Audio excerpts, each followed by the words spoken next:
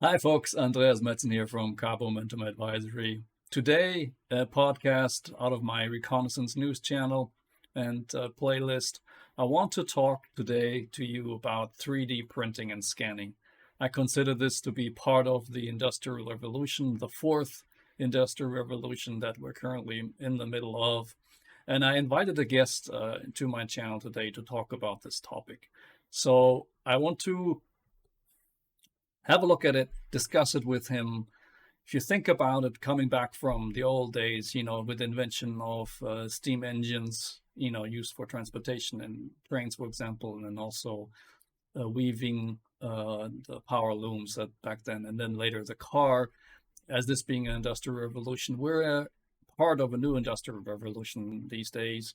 One part of that is 3D printing and scanning.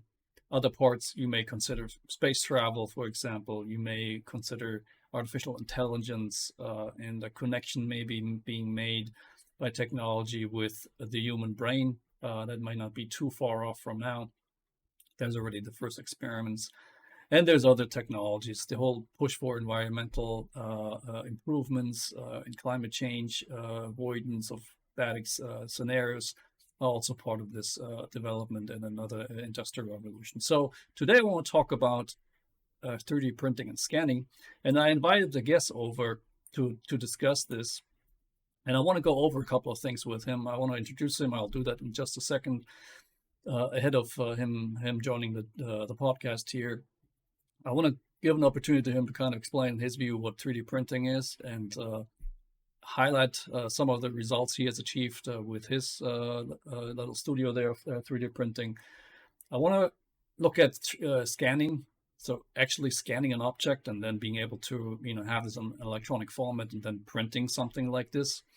I want to show some personal use cases for this, so how you could use this for private things. Simple example top of my head would be if a part breaks that you have at home, scan the piece that's broken, kind of assemble it on your computer in the graphics program, so to say, a CAD program, and then print it again, and voila, you're done. You have a fixed piece. So something like this. Business ideas, for small businesses, I know that Justin has done a couple of prints, for example, of transformer material and things like this. So you can, print items and maybe sell them online. That would be a business idea.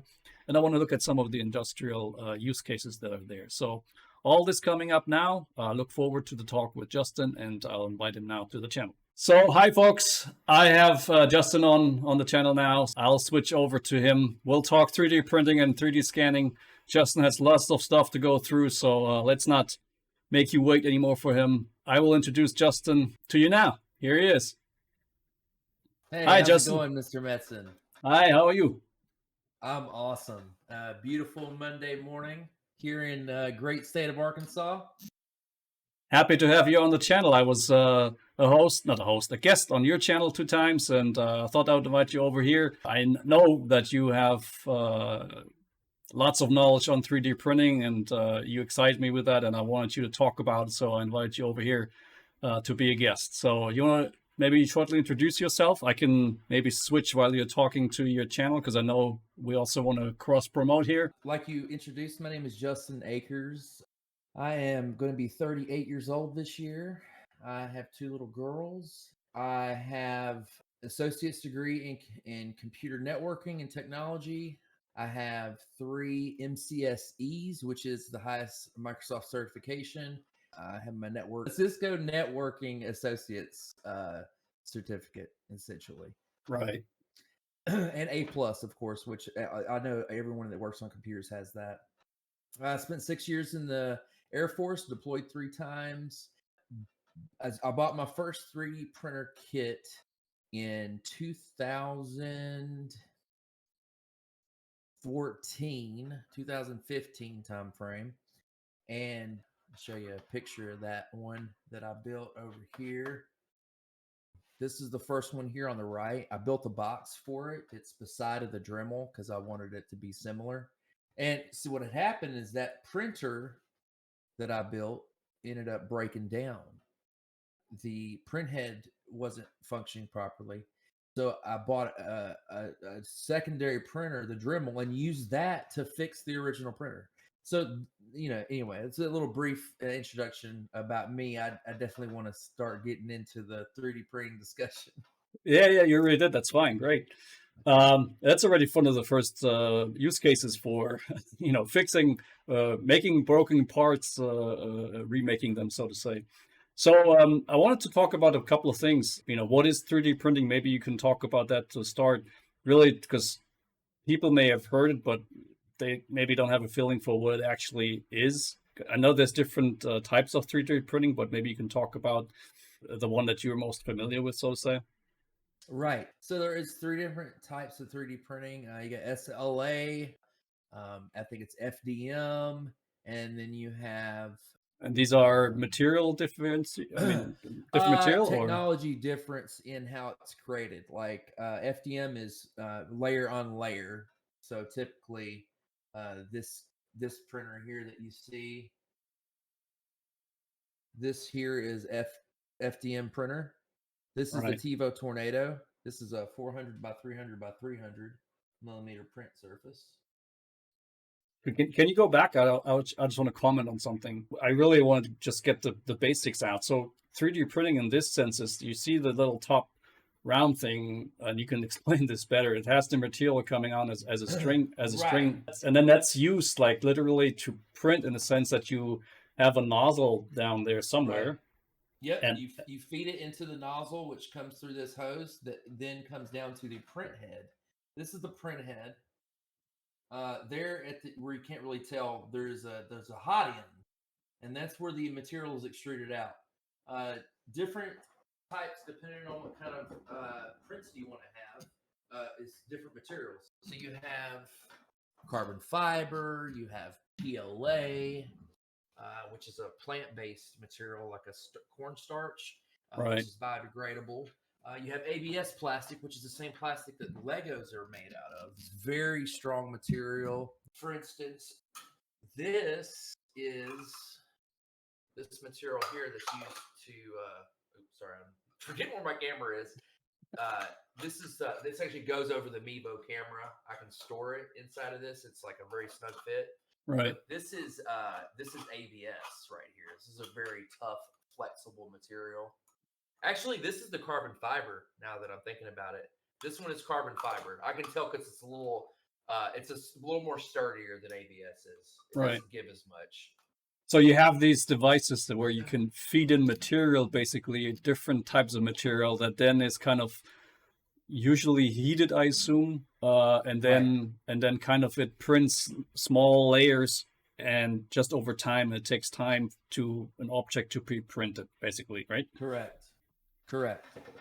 So, for instance, it's all little layer by layer till it gets to the top. Sometimes it builds support material, the support structure if it needs to, for any overhangs, because the way it prints, it has to have something to print on top of, right?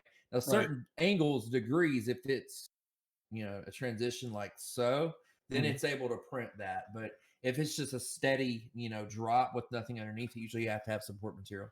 There's Right. other printing material types. I told you there's FDM, there's SLA, which is lasers, and then there is resin printing. It uses a UV hardened resin, and the Wow. prints actually print upside down, and it pulls out of the print area.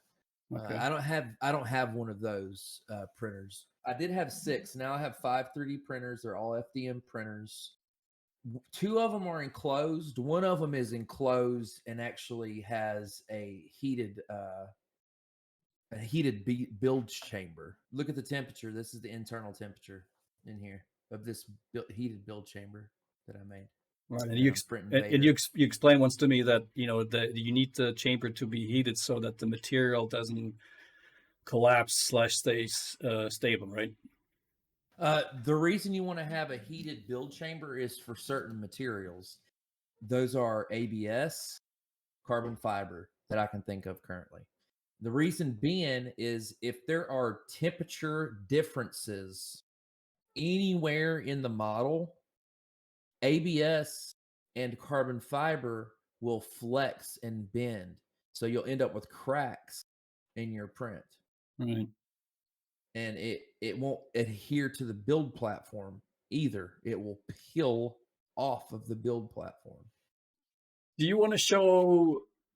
I don't know how you want to go about this. You want to show a little bit about the process? Do you want to show some of the results? Let's talk about the history. So it started in the 80s, and it was a gentleman by the name of Hideo Kadama.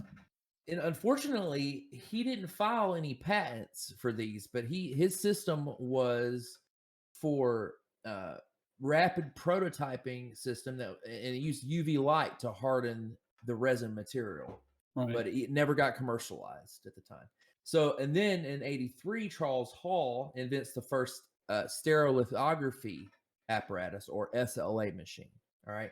It wasn't until 1986 that Charles Hall got the first patent for this SLA machine. And he founded 3D Systems Corporation, by the way, which is still around. Yeah. When was this? 3D Systems? This was 3D Systems in 1986 is when that was established. Wow. 89, another one was Stratasys. Well, those are two companies that are actually quite known. Because I once looked into stocks in terms of 3D printing a while ago, and those are names that I remember. Right. 2006. 2006. There was this RepRap was created. Darwin becomes the first commercially available 3D printer that was designed under RepRap concept. Let me tell you a little something about RepRap. There was a college, forgive me, I don't have the name of the college. They were granted a lot of money. They created this printer and designed parts for a printer, and that's what became of Darwin, first commercially available. I mean, from there, it really just exploded. I don't want to bore with the history, but they've gotten into doing metal parts out of powder. It starts as a powder, and somehow they can solidify it into metal. That one escapes me. I still don't understand that technology completely. Probably because I haven't been able to have my hands on it. Yeah, and there's other use cases like printing with cement in a way. I know a German company who builds houses now, or making rockets from aluminum threads that are then with lasers and plasma heated layer by layer. So, but this is not, of course, home usage. This is industrial. Yeah. What I think our viewers would be interested in seeing is maybe busting out a print real quick, start to finish, and just how easy it is to really get into the printing aspect. Go for it. How the price range went from being out of the common guy's wallet to being just within reach. I mean, you can buy this printer that I have in the back here.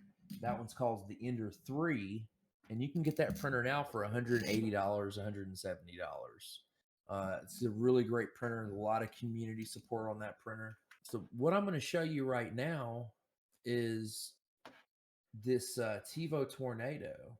So I'm going to switch my camera over here.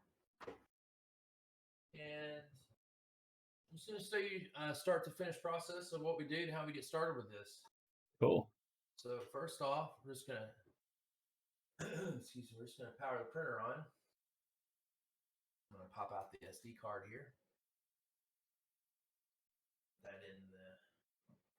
So you could feed it like a print file to execute,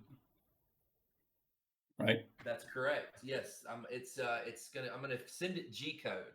What printers recognize when they're printing, or how they read a print to figure out how they're going to lay down the material, is done in G code. And that's created after when you slice the 3D application or the 3D model, which I'm going to show you. I'm just switching over to my SD card here. Is this a standard across 3D printers? Like they all use the same file format? Mostly, yeah. From all the printers that I recognize, and that's called STL. That's the file format. And this STL is this G code then? The STL file. Well, you can actually spit out the G code also just by itself. Okay. Just preheat the bed here. All right. So the first thing I like to do on a glass build surface is hit it with this Aquanet all weather, just on where I'm going to be printing. And this is Aquanet All Weather is The hairspray. Oh, got it. Yeah, literally just hairspray. Yeah, okay. So for viewers, since you're switching windows, this is actually a build that you made showing Starship from SpaceX. That's correct. Which Yeah. I find just awesome. Because I This know, is having worked at a local observatory, if you and they actually built we built rockets. They also some not to be flown, but also some to be flown, and sometimes just models to have to put in the room of the observatory. So it's cool stuff that you can print stuff like this. Here's another piece of history I almost forgot. Thingiverse, which is where we're going to go get our file right now. Thingiverse came around 2009. It's a repository for 3D parts. Literally anything you want to be able to print, you can find here. This is a really cool object. This is a movable dragon. All these parts are segmented. When it prints it out like that to where it's a flexible piece. Here's a little example. You printed something like this, no? I have printed a movable part. I don't have one for you currently, but I was just going to show you an example of something that we can print. Yeah, that's mad. Pretty neat. Kids love this kind of stuff. Funnels. I've created little itty bitty funnels that I use for stuff like for paints or what have you. But and of course, the huge advantage is you can literally customize it to be a fit. That's the crazy thing about this. I mean, what I use to do that editing, and it's free applications from Autodesk. It's called Mesh Mixer, and we're actually going to do that. We're going to import a file now.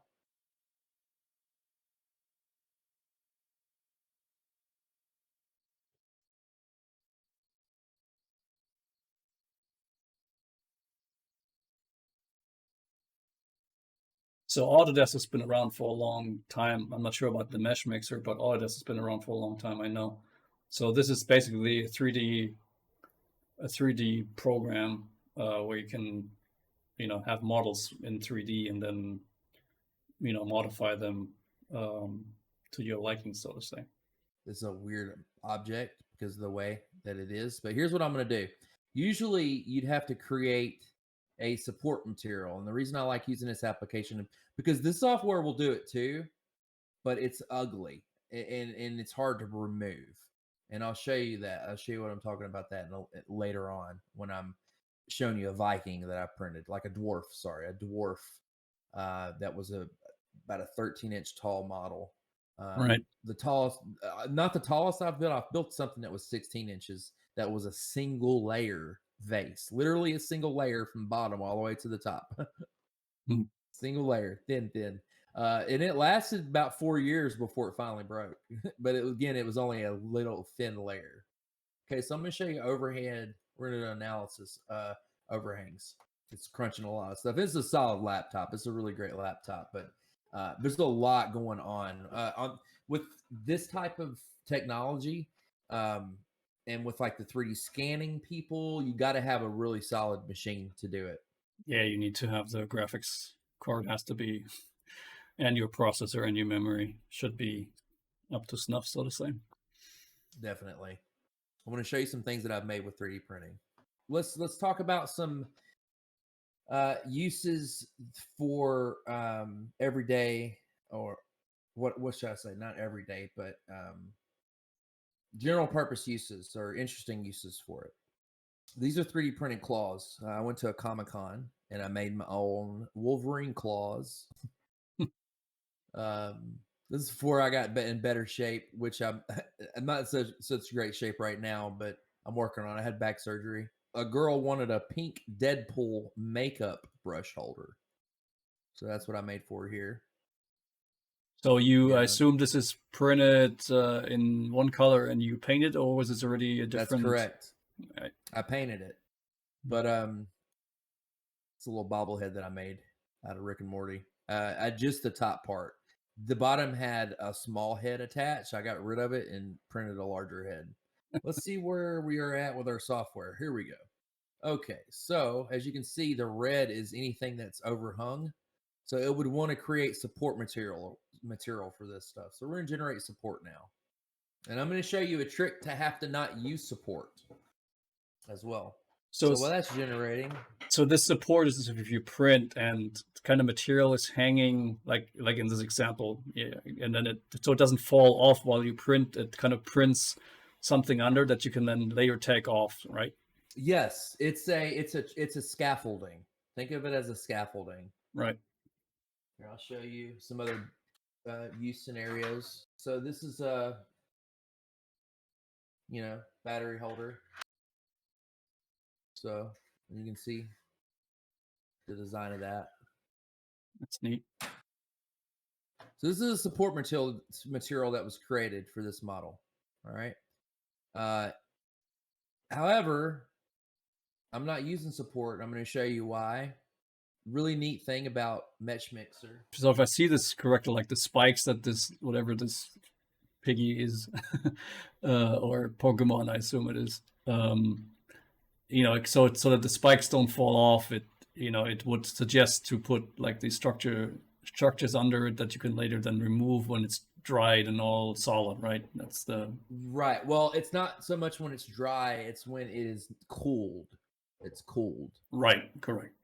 I was going to say while you're hacking along here, obviously, when you start getting into 3D printing, you have to get yourself familiarized with the software, like in this case, Autodesk, and kind of understand at least a few clicks you need to do to print a model. It's not something that will come easily if you've not worked.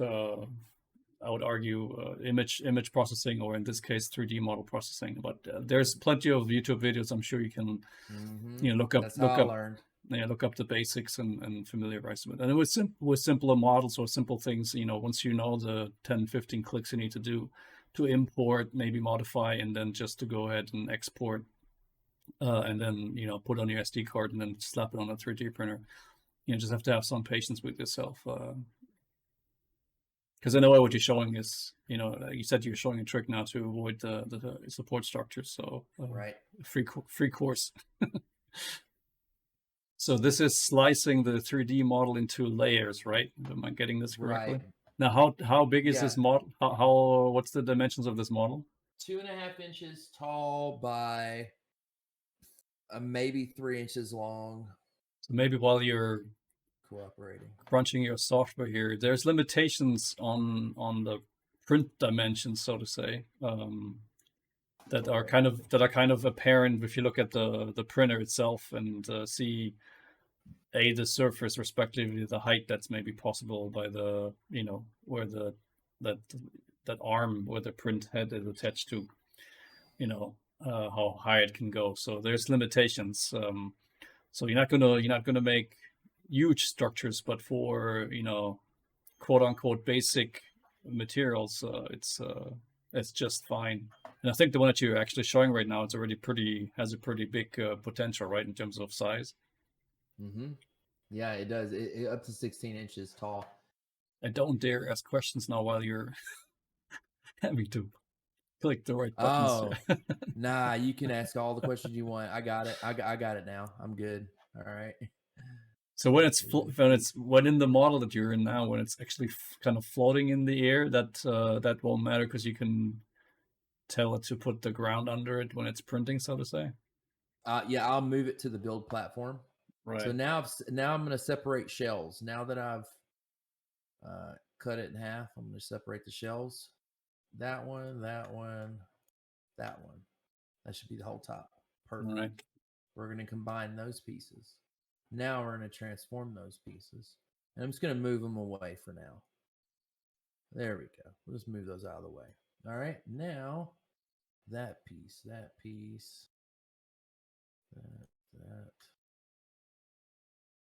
There's all those pieces, and we'll combine those. All right. Now we will align this one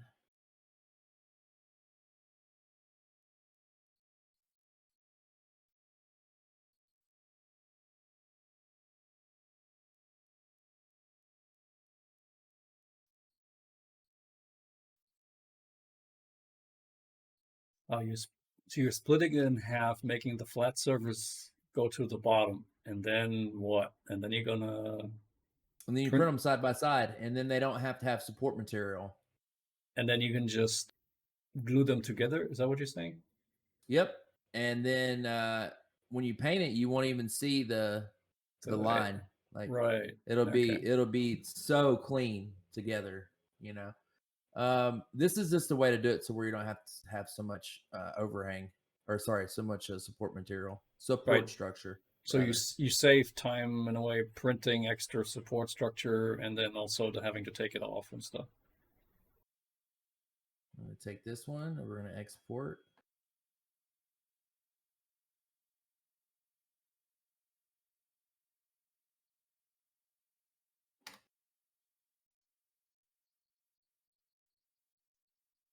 And then I'm just going to take a look and see what that looks like in here on our software. So the Ultimaker is then the software from the printer. The Ultimaker is a software for the printer and the slicing, and for like putting your model in. Right. So let me go ahead and put the other one as well.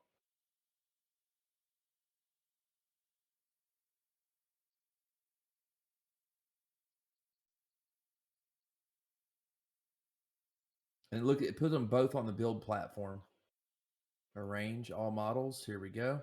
And then we're going to select them. So the scale, we're going to do uniform scaling. I'm going to make this. So these models are actually scalable, right? You can, without losing integrity of the surface, so to say. So like in a 2D graphics format, this would be like an SVG file. That's also important. If you actually have a model that's scalable, that's also huge. We're slicing it now.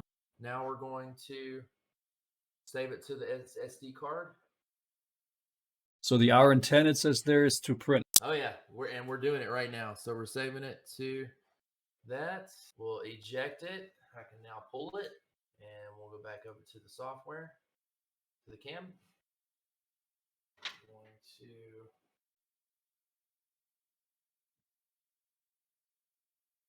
plug it in there. So what model printer is this again?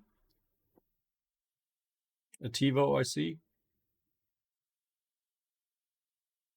Incorrect. TiVo Tornado. There we go. Okay. So we're going to print 4.0 no support. All right, it's going to heat the build platform up to 205. Not the build platform. The nozzle to 2.5. Start printing.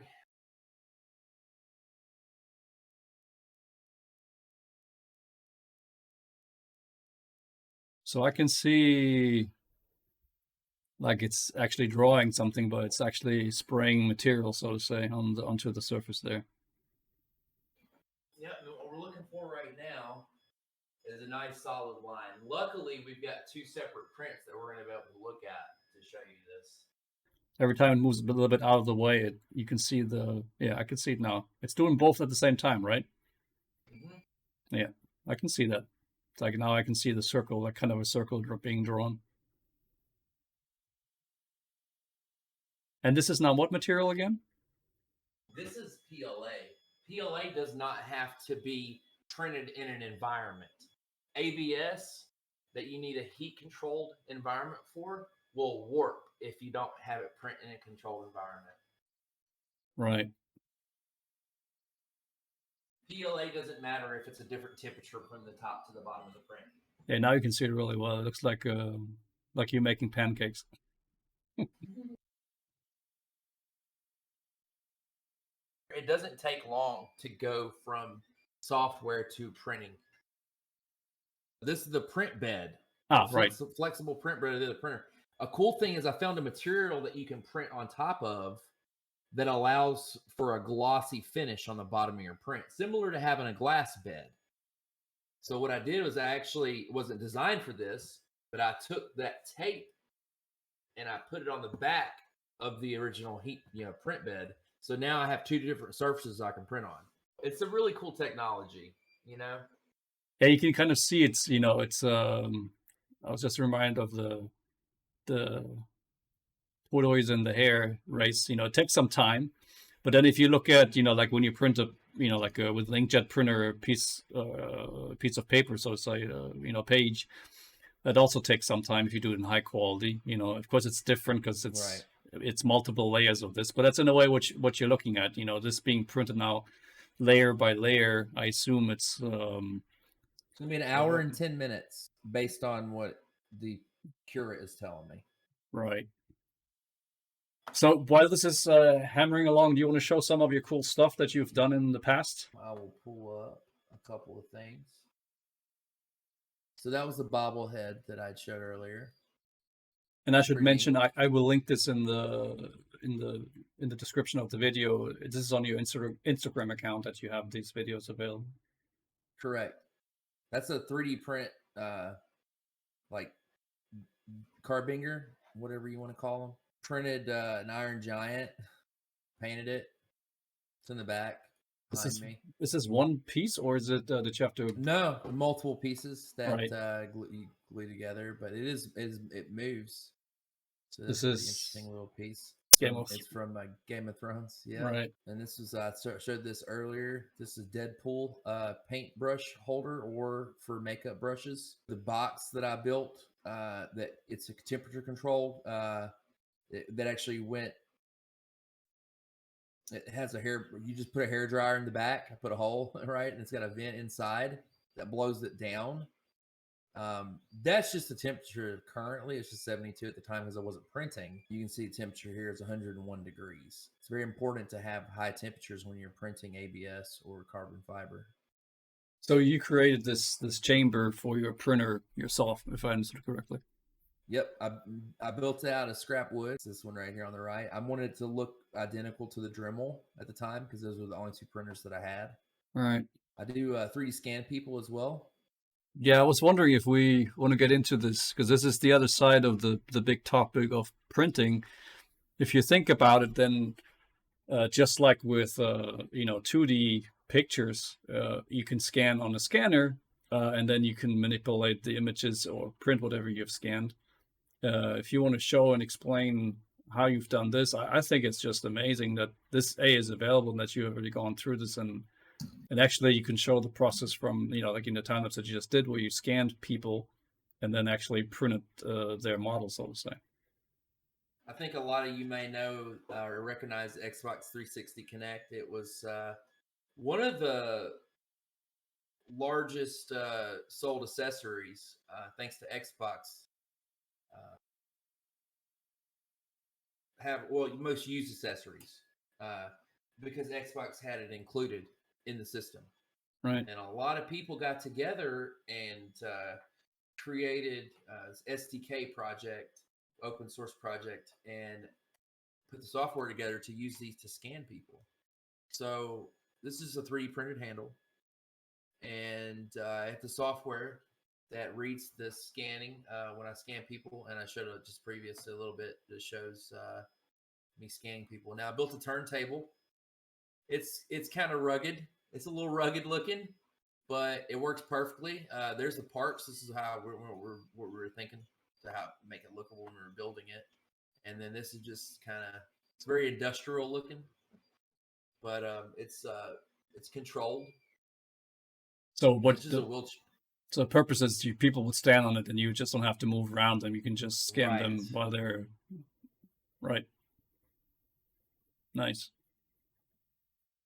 You're quite an engineer. Dabble. 3D printed business cards. So they're similar to like a credit card in thickness. Very flexible. Very people don't tend to throw these away. You know what I mean? Right. It's something they can show people. Anyway, it's 3D printed and it has my name on it. Like here, check out some other stuff. Yeah, it's nice. And this is the process of me printing multiple of them. Looks actually like it's what do you call that in English? Golden nuggets here, or whatever the word is. Mm-hmm. I did dabble in some laser engrave. And the cool thing about laser engraving it still uses the same X and Y axis. It's still similar. It just doesn't have the Z axis. So this Right. is more akin to printing than like regular printing, you know? But it's not the same. You cannot use the same printer. So there's a specific model that you buy then to do the laser. Right. Yeah. Did some time lapse, some stuff, printing. This is support material that you're seeing around the outside. I'll show another example of support material. This guy right here. That's the dwarf you were So talking about earlier, right? exactly. See all this support material is having to break off? This is why you would typically look at the detail in this though. It's nice. This is like a 13-inch tall figure. Even underneath the fingers, you can see very clearly. And this is all overhang material. I just was showing me videotaping. I did have a time lapse of this. It was a 3-day print, but Wow. then for some reason the time lapse jacked up and it didn't work. But Do you want to show this scanning and but show this? Go ahead and then show the scanning maybe, and then the result of prints of scans of people. oh, definitely. So this is a pretty large object. I just wanted to show off this kind of Mayan calendar-esque Star Wars thing. This you print on the bigger one, right? Right. And this design you found online, I assume, or did you? Right. At Thingiverse. You can find stuff on Thingiverse or wherever. But The Darth Vader's hollow, I assume, right? It's not, you didn't fill it out. the Darth Vader is not hollow. It's not. solid? It's got support structure. It's not solid. It's got depending on what kind of pattern you want to have. It could be honeycombed. It could be what have you. This is the tape that I was talking about earlier that I put on the print breads. Okay. This is a very specific type of tape. I discussed probably what it's called. Here it is. Polyester film tape. Polyester film tape. It's cheaper than Captain tape, which is what people use to also print a yellow tape, but it's a lot more expensive. This is a way better pick. Right. But anyway, I showed like we showed this. I have 2 different build surfaces I can print on. And we want to talk about scanning people. Well, here's someone that I'd scanned and printed. Let's see. So how do you scan somebody with this Xbox box? Do you need the actual 3D 360 Xbox scanner, so to say? But then you have a software that you can use, attaching it to what, a PC or? Correct. I attach it to a computer and then I scan. I take that scan file, which by the way comes out color. It is in color. So if I have a color printer, I can actually print in the colors that I pick up.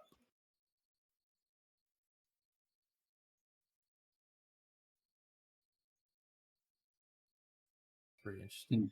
Yeah, that's all. I mean, this is awesome because you know, looking at for example, if you had a broken piece, let's say something broke, and you could scan the broken pieces and then just assemble it in the Autodesk, for example, and then, you know, print, you know, the replacement piece, for example, or like that's a smaller piece right there.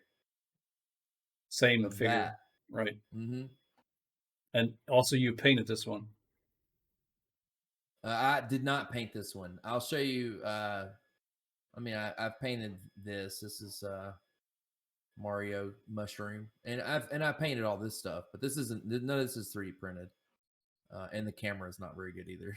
This was quite some time ago, 2018. It's a Harry Potter wand. Everybody likes Harry Potter. At least you grew up to it if you're around my age.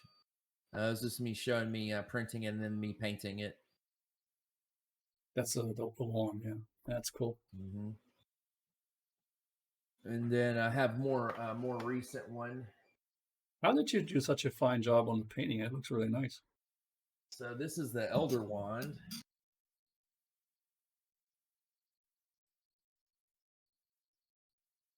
See.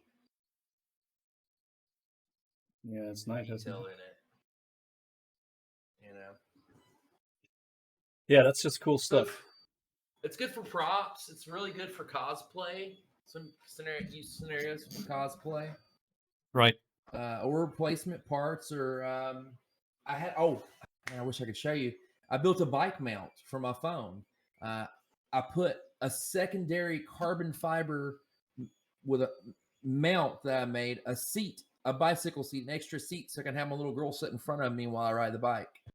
Pretty cool. I got it, and foot stirrups too, right above the wheel for her feet to be on. It's so cool, like the stuff that I just made to do that. But yeah, I find the whole 3D printing era, it's just amazing. I mean, particularly with the one that brings it home is being able to scan, respectively, that there's such a wide variety of things and useful things you can find online and just slap into your printer if you need it and have it at home. It's going to change, I think, the world also in terms of that.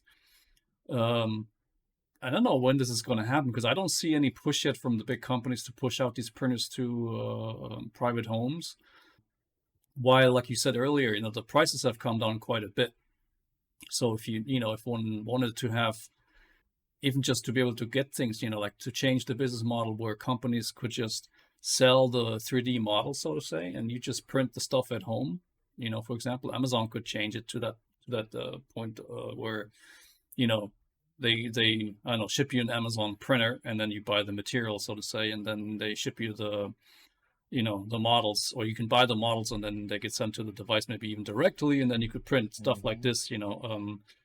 That's definitely something that's going to come. Now I haven't even talked about the industrial use cases for this, for it changes manufacturing, turns it upside down in a way. These are printed buildings and stuff for 3D models, or for 3D gaming, like war gaming, and you could paint them up to look pretty good too. If anything else, it's a fun habit to have. Well, it's I was going to mention, and we talked about this already a couple times now, but I want to mention it again. The use cases also in terms of, if you want to create a small business as a business idea, if you just are clear on, okay, these are my costs for my printer, these are my costs for maybe if you need the right laptop or upgrade your laptop or PC or Mac for that matter. And then, I have this material cost, and then, yeah, you can show the little throne there that you made, go ahead and explain this. So this was pretty cool, actually. This is a glow in the dark material, by the way. And it just has like a pool light in the bottom of it, Right. That I modeled into it, like within the, right, with software. So I can get a roll of filament, a 2-pound roll of filament, for $20. I can take that 2-pound roll of filament and print 5 of these and sell them for $50 a piece. I can get 6 of these lights for about $15. So do the math on that. Yeah, I was going to say, you are laying out the business case. And I assume, I haven't researched yet, but I'd be curious too, if there's already smaller businesses offering these services, like if you want something custom made where you can order it and they will print it and ship it to you. I mean, this is clearly still a business model that you can have, respectively, for, like, like we mentioned and shown now many examples of yourself, just if you want to do stuff for yourself, or print stuff and scan stuff for yourself. It's not it's not like so far out of reach that it costs you thousands of dollars. This is a couple of $100 for a printer maybe, and then the material, and then, depending on what you want to do with it, I would argue, and how old your laptop is, you might be able to use your old one effectively. Next time you buy a new one, maybe just make sure it has a newer graphics card that it can handle the load, so to say, and you're set. Okay. I have to have a little learning curve on the programs maybe, but if you're able to do this stuff, learning things from YouTube, you can figure that out, I think, fairly fast. So I find it to be, that's why I brought under the umbrella of, fourth industrial revolution, where in this time where this technology is available. You talked in the beginning about the history, how this is already 30 years plus in the making, so to say. And we've had this, explosion now where it's, machines or printers are now more available. You have scanning functionality. I've seen industry scanners, and I might do another video on this. Industry scanners that have a high resolution, extremely high resolution. Then you can have these models and print stuff for industrial purposes. It's changing times, and it changes manufacturing. Many companies, I've seen either parts being 3D printed. I've seen a car manufacturer. I think most of the car, I want to say, at least the chassis was 3D printed. It has had, and this will have a huge impact on the world, so to say, going forward. Up to space travel, where I just earlier looked at a video where a company is making 3D printing rockets to test them to go to space. Similar to. All right. Not these kind though. No. But look at the size of these. Yeah, this model. The size of these. I mean, this model, you can write emails to all kinds of observatories in the U.S. near you and ask them if they would like a model and tell them your price, and you would probably be able to sell to them. That was like a 3.5 or a 4 foot tall model. 3.5 or 4 foot. I think it was about 3.5, based on that lighter size. Yeah. No, it's nice. I mean, like I said, it's changing the world, and that's why when you mentioned that, we talked about other topics when I was a guest on your podcast, but when you mentioned you do 3D printing, and when I realized how much you've done and how much you know, I said I definitely want to have you on and talk about this as a topic here on my channel. Have we covered everything? Is there something that we've missed yet? I think that 3D printing as like a business model, like a small business model, is definitely a thing.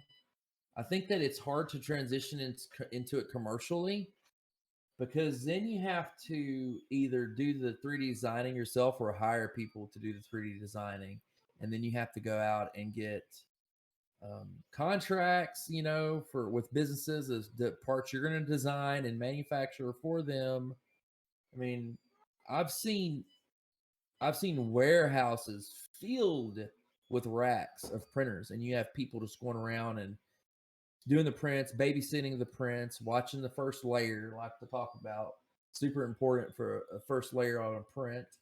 Yeah, Justin, it's been an absolute pleasure to have you on. I appreciate your time and also showing this. I enjoyed having you.